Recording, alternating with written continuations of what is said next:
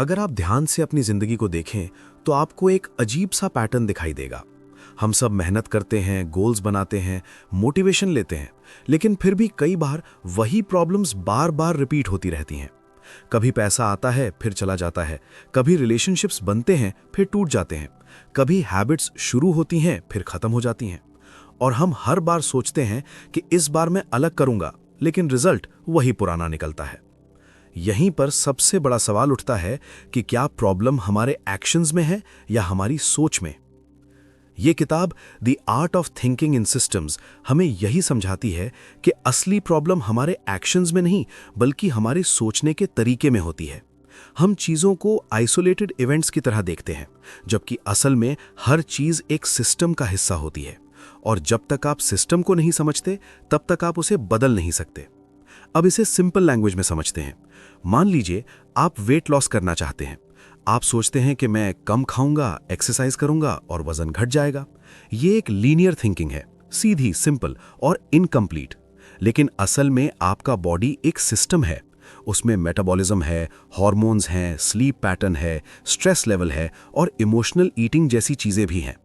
अगर आप सिर्फ डाइट बदलते हैं लेकिन स्ट्रेस नहीं संभालते तो बॉडी उसी तरीके से रिएक्ट करती है और आप फिर वहीं आ जाते हैं। यानी प्रॉब्लम डाइट में नहीं थी, प्रॉब्लम सिस्टम को न समझने में थी। हमारी सबसे बड़ी गलती यही होती है कि हम सिम्टम्स को फिक्स करने की कोशिश करते हैं, रूट सिस्टम को नहीं। जैसे अगर किसी कंपनी की सेल्स गिर रही हैं तो वो एड्स बढ़ा देती है। कुछ समय के लिए सेल्स बढ़ जाती हैं लेकिन फिर गिर जाती हैं। क्यों? क्योंकि असली problem product quality, customer trust या इंटरनल प्रोसेस में थी, लेकिन कंपनी ने सिर्फ सरफेस लेवल पर काम किया। ये वही चीज है जो हमारी पर्सनल लाइफ में भी होती है। अब थोड़ा गहराई से समझते हैं कि सिस्टम होता क्या है। सिस्टम बेसिकली एक ऐसा नेटवर्क होता है जिसमें अलग अलग पार्ट्स एक दूसरे से जुड़े होते हैं और एक दूसरे को अफेक्ट करते हैं। और सबसे इंपॉर्टेंट बात, सिस्टम में कॉज और इफेक्ट हमेशा सीधे नहीं होते।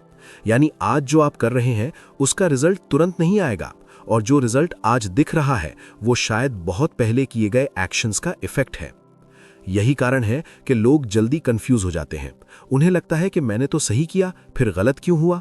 क्योंकि वो डिले को नहीं समझते। मान लीजिए आपने आज से जिम जाना शुरू किया। पहले 10 दिन तक आपको बहुत ज्यादा चेंज नहीं दिखेगा।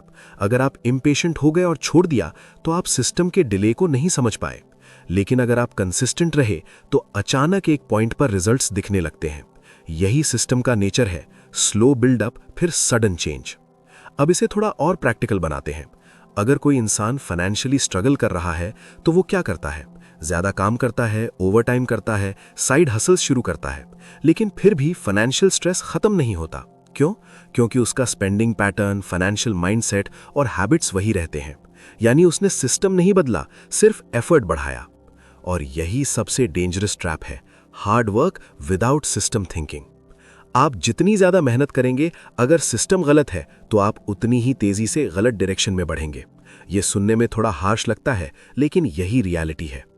अब एक इंटरेस्टिंग चीज समझिए, फीडबैक लूप्स।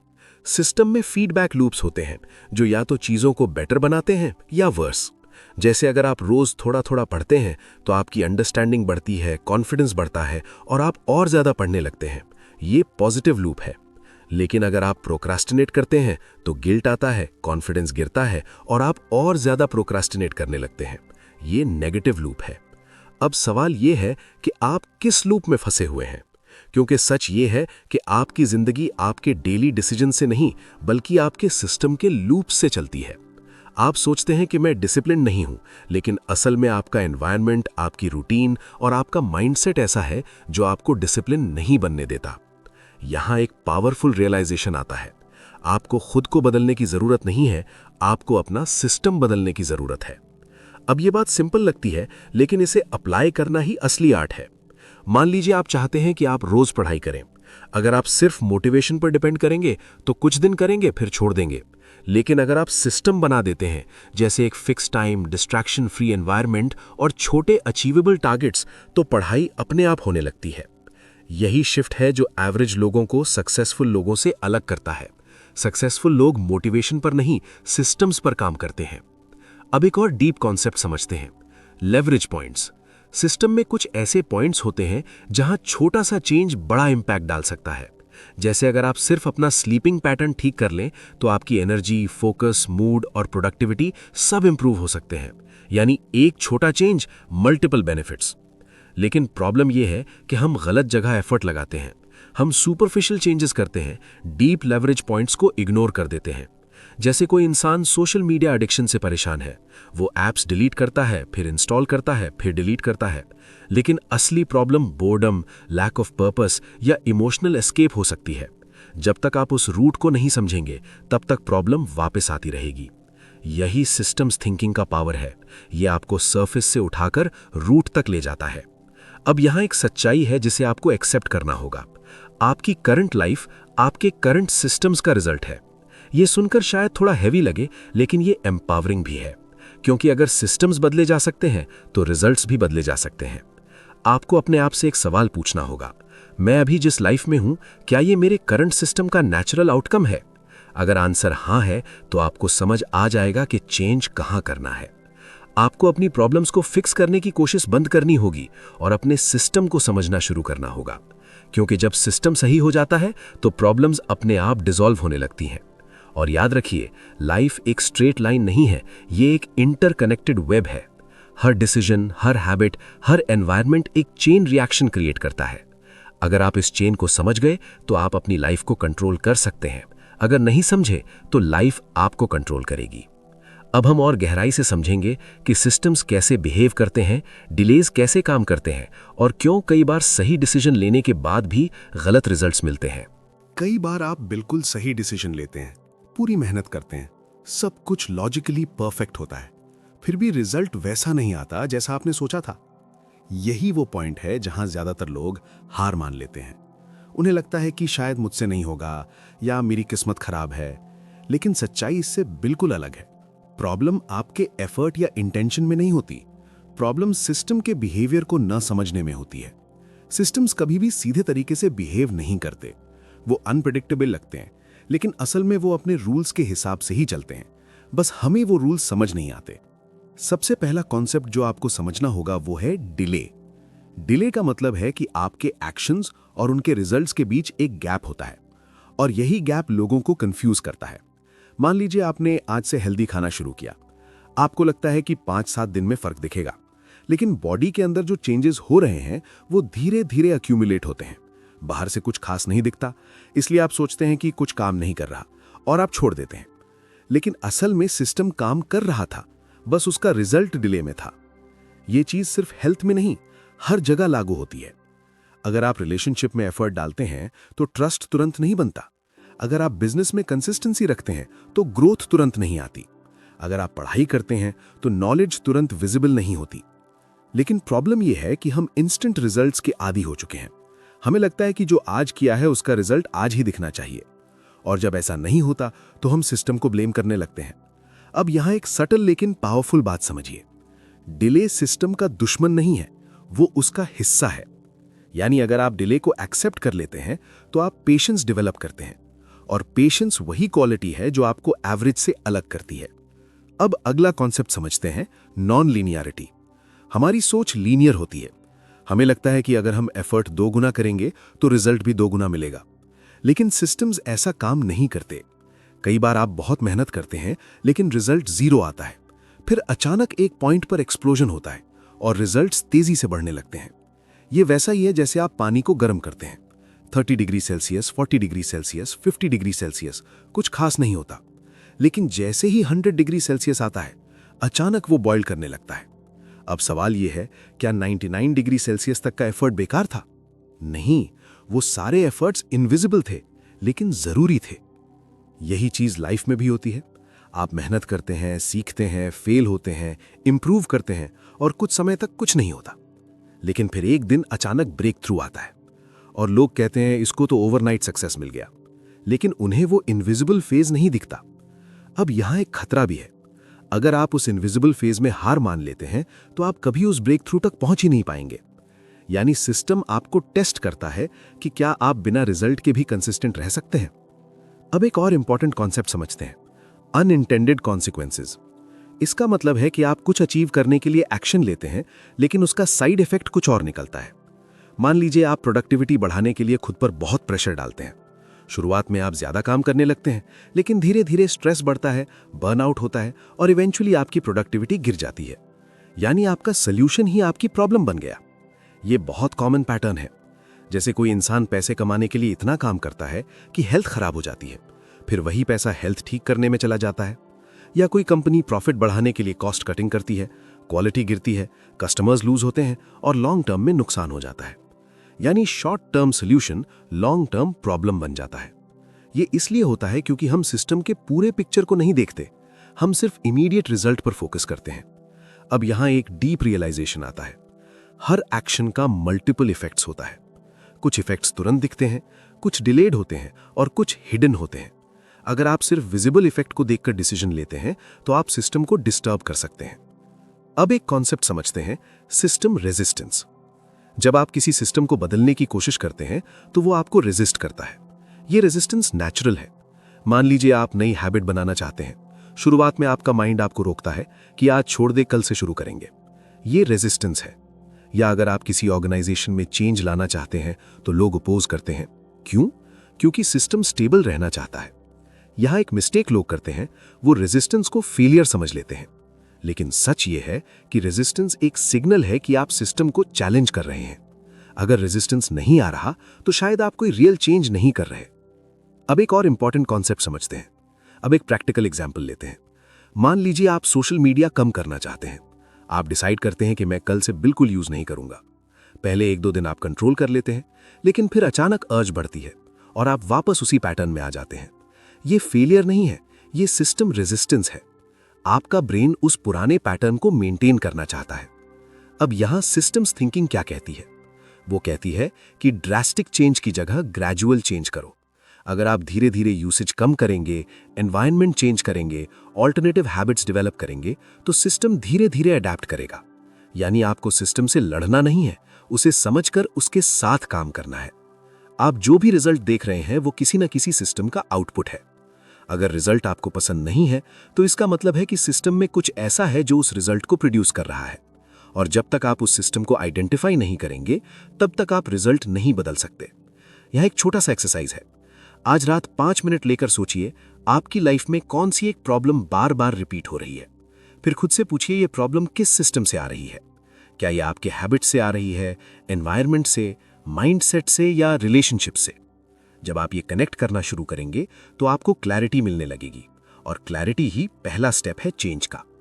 अब हम सीखेंगे कि सिस्टम को प्रैक्टिकली कैसे रीडिजाइन किया जाए, लेवरेज पॉइंट्स कैसे आइडेंटिफाई किए जाए और कैसे छोटे चेंजेस से बड़े रिजल्ट्स क्रिएट किए जाए। अब तक आपने एक बहुत महत्वपूर्ण चीज समझ ली है। आपकी जिंदगी में जो भी रिजल्ट्स दिख रहे हैं वो किसी सिस्टम का आउटपुट है, और अगर रिजल्ट्स बदलने हैं तो सिस्टम बदलना पड़ेगा। लेकिन अब सबसे बड़ा सवाल आता है, सिस्टम को बदला कैसे जाए?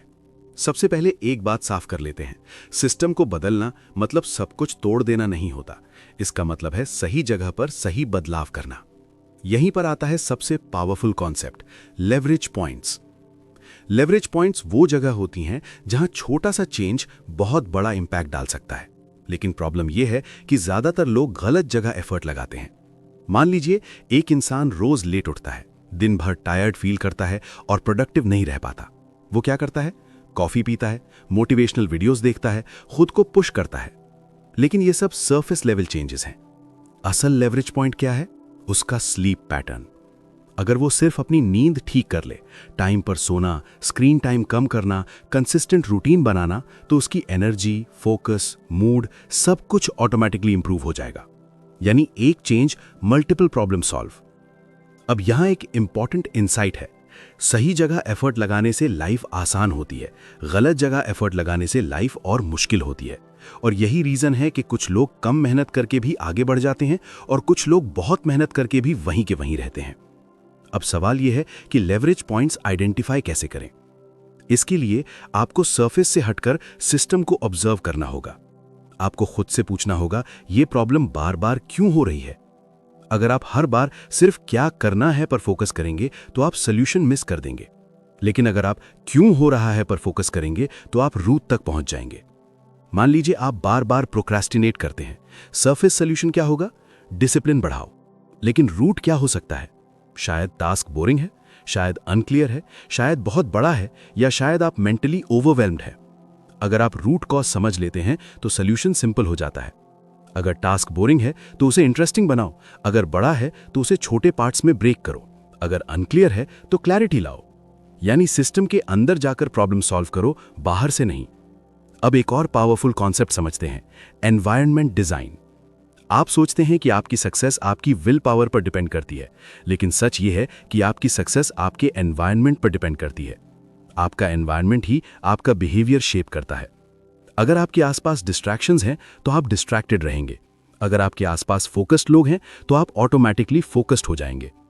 इसलिए सक्सेसफुल लोग खुद को कंट्रोल करने की कोशिश नहीं करते, वो अपने एनवायरनमेंट को डिजाइन करते हैं। मान लीजिए आप चाहते हैं कि आप कम फोन यूज करें। अगर आपका फोन हमेशा आपके हाथ में रहेगा, नोटिफिकेशंस ऑन रहेंगे और बोर्डम में आप ऑटोमेटिकली फोन उठा लेंगे, तो आप कितना भी डिसिप्लिन रख लें, इवेंचुअली फेल हो जाएंगे।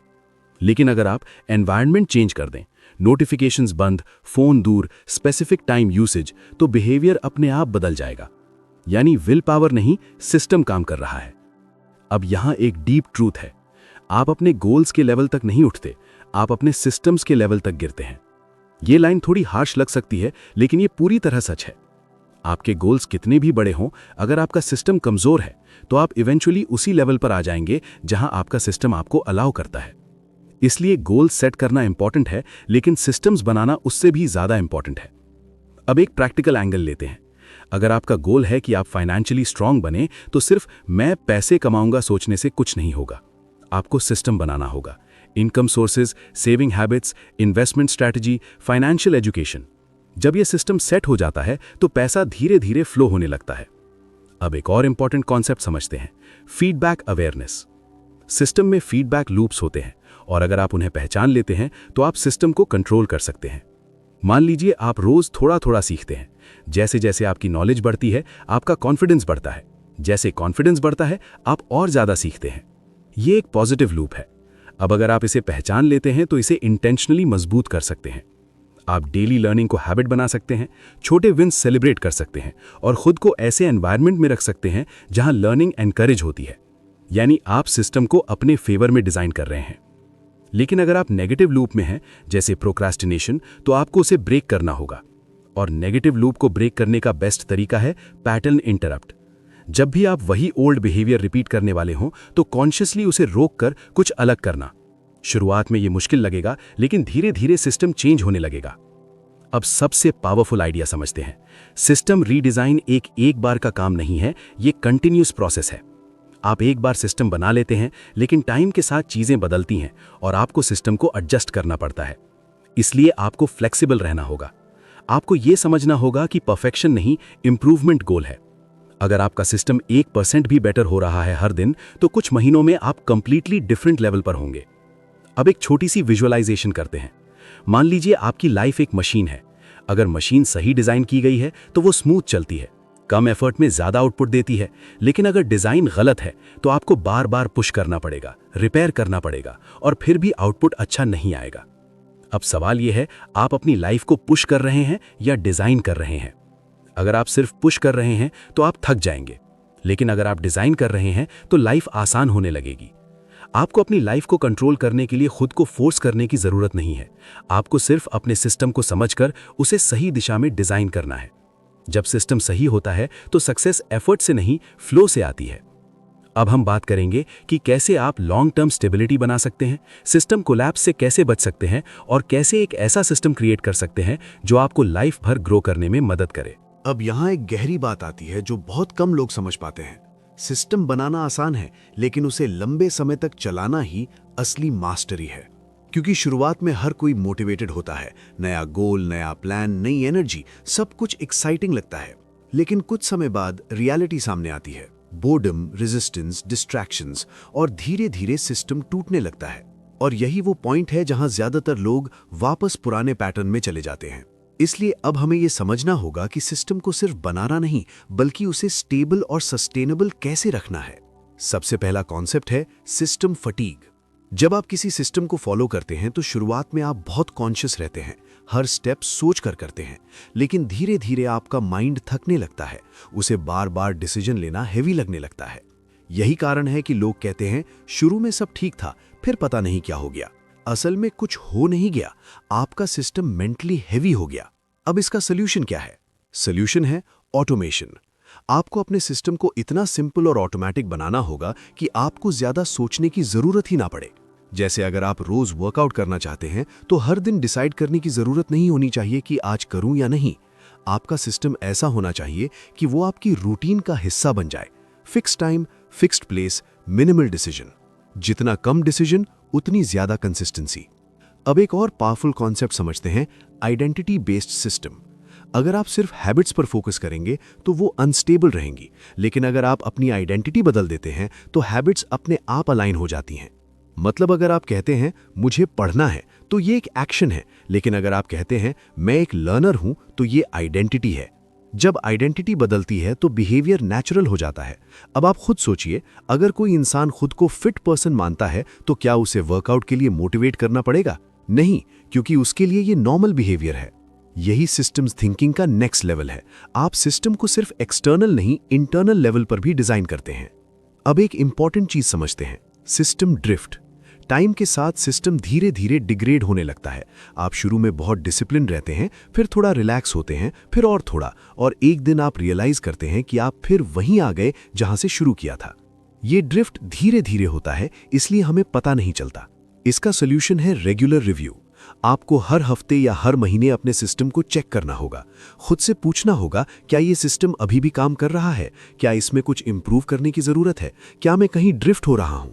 ये सेल्फ अवेयरनेस ही आपको ट्रैक पर रखती है। अब एक और डीप कॉन्सेप्ट समझते हैं, ओवर ऑप्टिमाइजेशन का ट्रैप। कुछ लोग सिस्टम को इतना परफेक्ट बनाने की कोशिश करते हैं कि वो एक्शन ही लेना भूल जाते हैं।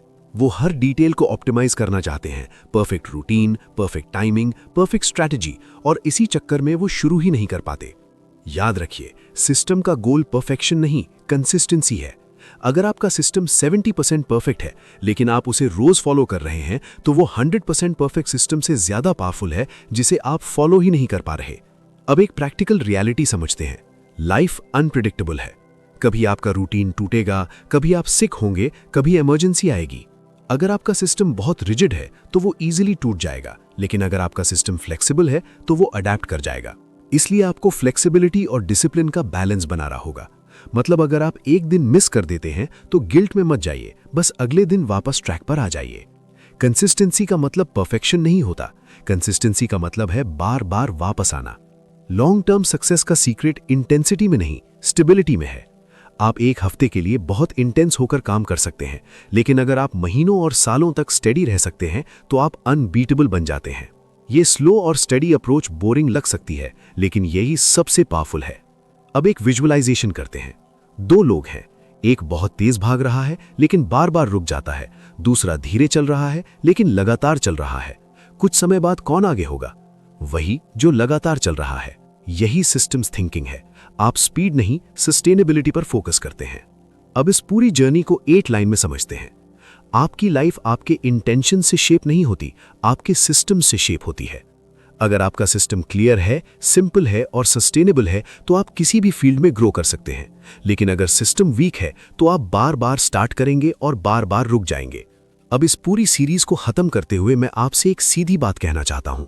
अगर आप सच में अपनी लाइफ को बदलना चाहते हैं तो मोटिवेशन ढूंढना बंद कीजिए और सिस्टम बनाना शुरू कीजिए, क्योंकि मोटिवेशन आपको शुरू कराता है लेकिन सिस्टम आपको फिनिश करवाता है।